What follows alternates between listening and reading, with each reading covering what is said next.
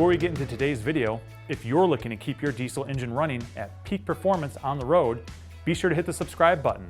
End your search for answers in engine components with our industry-leading technical service and parts featured here at HHP. Also, be sure to check out highwayandheavyparts.com for our online resource library offering additional help for all major heavy-duty makes and models. Hit subscribe, get informed, get back on the road with America's trusted diesel engine parts supplier. Well, welcome. This is something a little bit different for today. Today we have Rob McDowell, technical sales, Highway and Heavy Parts. You all know him. You recognize him from over the years of seeing him on YouTube, as well as a lot of you have probably actually spoken to him whenever you've called in, searching for parts, searching for help on technical assistance on your truck, anything like that. But today, Rob, we wanted to bring him in here today to talk about flow match fuel injectors. There's a lot of different fuel injectors that you can get for your truck, especially Caterpillar application. And it just seems like there's so much. You have this option that you can put in your truck.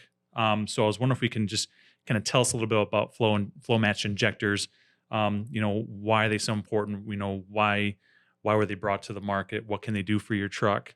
Maybe even speak on a little bit, even like how they're actually flow matched. What's the process to be able to get them to be exact? Because we're talking exact fuel in every cylinder, so it's even across the board in the crankcase. So maybe let's just start with what are they? When did they debut? And why were they brought to the market? Why was there a need for it? So I think with anything, when you're striving for something better, you're looking for efficiency or performance, right? In all markets, a lot of times that efficiency or performance is what's driving the innovation with things, and fuel injectors are no different than that. Everybody's looking for a way to make a smoother running engine, make more power, be more fuel efficient, and that's kind of what led to flow matching fuel injectors, right?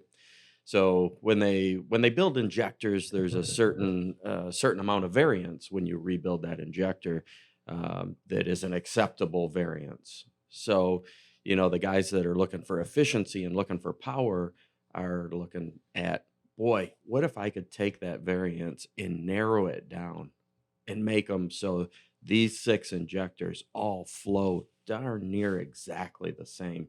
How much better will my engine run? How much smoother will my engine run? Will I make more power? So that's kind of what led to the flow match fuel injectors being a thing. Okay. So when did we start to see flow match injectors actually hit the market?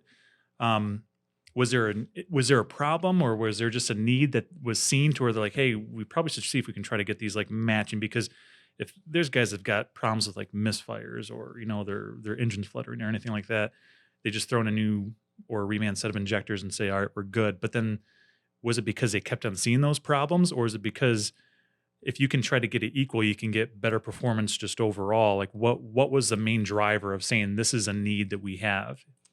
I think the driver ends up being the guys that are looking for the ultimate in performance, or the guys that are looking for the ultimate in fuel efficiency, right? As fuel prices go up, people start looking at, all right, what can I do to save some money, as fuel's my biggest expense, right? You're putting thousands of dollars of fuel in the truck to get it to go. And when you can save by being more efficient, that leads to development of new products and things like flow match fuel injectors, right? And then when you're looking at pulling or some sort of racing type application, that also drives that, because those guys are looking for the ultimate in performance. And while they may be building injectors that flow much more than what you would find in something that runs up and down the road, they still want it to be precise in every hole. So it's more so like, if you're putting in a lot of money into your engine as it is, don't spend less money on injectors as far as just to save money. Why not spend the extra money? Why not make sure that you're putting in a quality product and install these injectors? It's like it's going to be just a little bit more, but it's more high end. It's more high performance. So make it a complete high-end engine? Is that more so Yeah, what a lot of guys go for with it? Or when you're talking rebuild on one of these diesel engines, you could be talking anywhere from $15,000 to 40,000 or $50,000 in Mhm. in total cost of that rebuild.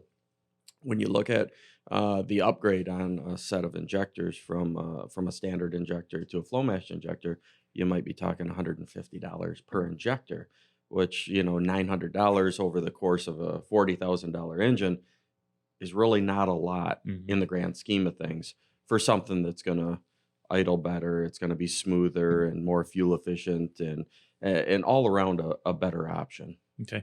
What are the big benefits that you see with somebody putting these in their engine? Like, what are they going to notice versus, I guess, the traditional injector? I guess is I don't know if that's what you call it, but like if you Yeah. a non-flow matched injector, is there going to be any noticeable difference to the operator once they put them in performance, in reliability? As far as a noticeable difference, many people have said, "Hey, man, I put these in, and they just run so smooth, Mhm. right?" Um, I think you can feel that smooth acceleration. You can feel that smooth idle.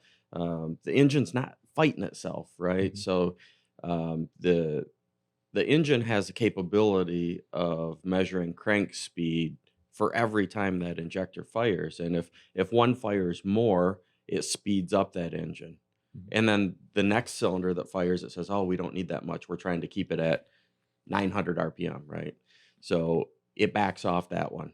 And then Mhm. it says, "Oh, geez, we're too slow." Fires the next one.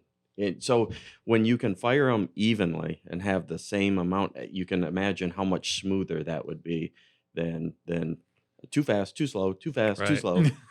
So it's kind of that analogy that um, you get a real smooth running engine. If you have it uneven like that, does it throw the computer for a loop to where it's trying to keep up with it, or is it just does it just throw it out of whack eventually if you keep running it that way to where No, it's or do you see anything like that? not really. Okay. Not really. I mean, the computer can process so much stuff, Yeah. and what's relative to us is I mean, when we're talking a second, that's over. But the Mhm. computer breaks down a second like it's a week in our time, right? Right. 1 second could be, yeah, Monday I had this for lunch, Tuesday I had, you know what I mean? It can Right. process a lot of stuff way faster than we can. Okay. And this is something kind of going back. When you put in these injectors, and this is not just for injectors, but a lot of things that we offer here at Highway and Heavy Parts, we always want to make sure that whomever we're selling these to is doing their due diligence and making sure that everything's working correctly. Yeah. Have you ever come across a situation to where somebody installs a set of these injectors, they come back and they have a problem, but in talking to them, you find out there was something that was upstream or downstream from that injector that may have caused another failure. So, whenever you're providing these to a customer, is there anything that you tell them, anything to look for, or any situations to where this wasn't correct in another area of the engine that made this actually have another failure in it? Like, is there anything that you try to, you know, best set them up for success when installing a new set to like make sure you have this covered, this cleaned out, whatever. Or even before that, if they call asking for them for these injectors, they say, "Well, I'm having this problem," and then it's like as you start talking to them, you're really drilling down to what the real problem is because maybe the injector wasn't the problem. Right. Do you ever come across anything like that with these? Yeah, so not injectors aren't just put in on engine rebuilds, right? I Hmm. mean, you might have a guy that's out there chasing a problem. I got this going on or that going on, and I've been chasing this problem for. I'm going to put a set of injectors in it, and that's my. It's an expensive option, right, to put a set of injectors Yeah. in. So it might be his man. I've exhausted all my other possibilities that I can think of, right? So we do have people that are chasing problems or bugs like that, right? Um, Other times they order them off the website, and you don't get to necessarily talk to them. They may or may not know what exactly is going on, but occasionally we'll get somebody that calls in, "Hey, I just bought a set of these injectors off the website. I'm having this problem. It's the same problem I was having before." That's a usual indicator that we're chasing the same problem, and the injectors didn't fix it necessarily. So um, when you're installing the injectors, there's a lot of small things that play a big role. Is the internal wiring harness in good shape? Is it not Mhm. damaged? Our injectors are going to come with injector hold down bolts because they're a one-time use bolt. They Mhm. stretch. You need to hold that injector down into its seat so it doesn't get compression gas by it, And right? how many times, excuse me, how many times have we seen injector hold on bolts come back with cores? I think we did a video on that in the past, or Yes, that has been talked to. We get these cores that are sent back to us, and then the actual new bolt that was in the box is still in there, with the and core. with the core, Yeah, yeah, and and it's something I think that we've preached to people. It's like, and you've said it in the past video, like always change them out, go completely brand new. It's a nice refresh, like you said, they yeah, stretch, so it could cause a failure or it could cause some gases to come up through the cup and just destroy it, right. over time. Exactly, exactly. So there's a lot of small things that could be problematic when Hmm. I mean, everything from fuel restriction, filters, fuel pump, injector hold down bolts, wiring harnesses, fuel pressure. I mean, there's a lot of things that go into. Hey, is this injector going to work right? And that's ultimately what you want. You want it to go in your engine and just Hmm. work perfect. But Hmm. there's a lot of other things that contribute to how you perceive that to work, right? Hmm. And that's something that you do with everybody that calls you, or even any of our other folks here in sales too. Where if there's ever a problem, um, you may know what you need, but then when you talk to somebody like Rob, they're gonna break it down to see what exactly is the issue, because what you're calling for may not be really what the main issue is. What you're calling for may be the results. So, and Yeah, that's something we do every day, and we preach that right, to say that that's different with us. Is that when you call in, we're gonna help you fix your problem, because what you're calling in for may not be what the real problem is. yeah, yeah. No, a lot of times when people call in, that's one of the first questions. Hey, did you wear it out or did you have a failure? Yeah, If you wore it out, good on you. yeah, That you got your money's worth out of it. That's awesome. yeah. If you had a failure, let's dig into what that failure may be, because ultimately, I tell guys all the time, um, the number one question you can ask is why. If you can answer why, you can fix anything. Hmm. But if you don't know why that happened, you're just guessing, right? Hmm. So, you throw parts at it here and there and hope something works. But if you can answer why, you can fix anything. And it's best that, have you recommended people? It's like, always call. We're always here to help you, no matter what. That's what we're here for. It's service and then the parts. Um, but in this day and age where you can self-diagnose, there's the internet, there's people that search to see if they can try to figure out the problem themselves. Hmm. They think they got it figured out. Um, it's always important to call us, people like you or anyone else here in sales, just say, hey, we can help you find what the actual problem is. You don't have to rely on yourself. It's always best to have another option, at least, with Yeah. somebody with years of experience like yourself, to help you, like, here, let me give you a different viewpoint in my experience, because I talk to people all the time. I'm sure you've come across a lot of similar problems where, yeah, I talked to somebody the other day that had the similar issue. This is how we fixed it. And then you come to find out it's the same issue, or very relatable in a sense. Yeah, you can do a certain amount of troubleshooting Mhm. over the phone. Yeah. Basic troubleshooting that's going to lead you to a certain point. With today's engines, you're kind of stuck if you don't have the laptop program to hook up to it and Mhm. see exactly what's going on. What exactly are the fault codes, and monitor each of those sensors to see what's going on. Mhm. Um, so that's very important, and Mhm. and obviously we can't do that here, but Yeah. yeah. And speaking of which, what we can't do here, as far as like with what's different, with these flow match injectors, um, there's a little bit more that's done to them in manufacturing than what's done with the other ones. Because obviously, with them to be flow matched, they've got to go through special processes to be able to Right. get to that point, to be able to show the proof that they are exact. What exactly is done to them? How are they different manufactured than, I guess, your traditional injector for like a Caterpillar application?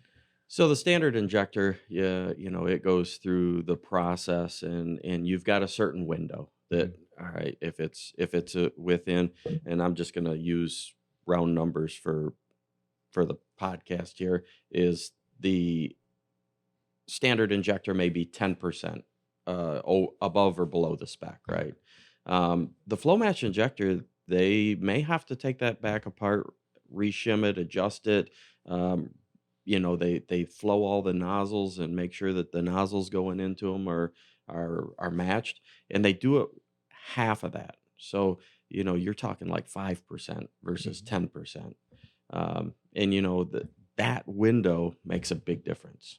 Okay. So with how they're created, how does it affect as far as having that equal fuel across every cylinder? How much of it, you said like that 5 to 10% roughly, that average, over the course of time, how much does that smaller window benefit the engine, and as far as for performance, as far as for longevity? Do you see longer performance out of that injector, being that it's equal? Do you see longer and better performance out of all the other components, that injector touches, just because it's equal, it's burning correctly, it's doing what it's supposed to do very precisely? Right. Yeah. So the overall base engine should benefit from that, right? When we talk about the engine slowing down and speeding up based on the injector firing, if everything is smoother and it slows down and speeds up less and it stays on a plateau, everything is running smoother. There's less of that hard hit, light hit, hard hit, light hit type stuff going on in the engine. It's going to be ultimately better for the engine. It's going to run smoother and be more efficient. Okay. So with flow match injectors, and we said earlier, there's a number of different injectors you can do for this Caterpillar application. If somebody calls in and they don't have flow match injectors, but you offered to say, hey, have you ever thought about that?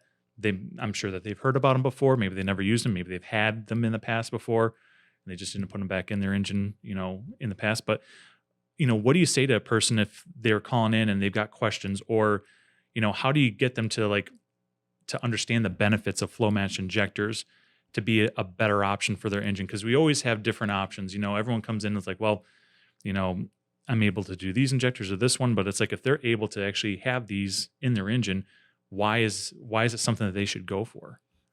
Ultimately, it's not really a hard sale. It's and it's not like you're trying to push something that's not going to benefit them. Just look at the fuel prices out there today, and how much money these guys are spending in fuel. A little bit extra to have that smoother, more efficient running engine. It's really pretty simple. You just don't get. You get more people calling looking for them than you do people that aren't looking for them that you're trying to explain to them. And it's just that it's smoother operation, it's more efficient, it's all those things combined to make it's a little bit more money, but most people are like, you know what, I've got so much money into this, I want to put the best for my situation in. Yeah, you want to have the best for your engine.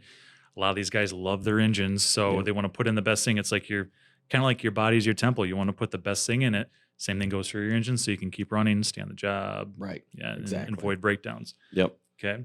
Well, if anybody has any questions on flow match injectors, where to find them, we've got them here. You have trouble with your engine, you can give us a call. You might actually end up getting to be able to talk to Rob. You can actually talk to Rob if you call in. A lot of folks thought that he was an actor. He is not. He is on staff here, and he can help you fix your engine and provide the parts for the engine. So, thanks for joining us today, and we'll see you next time.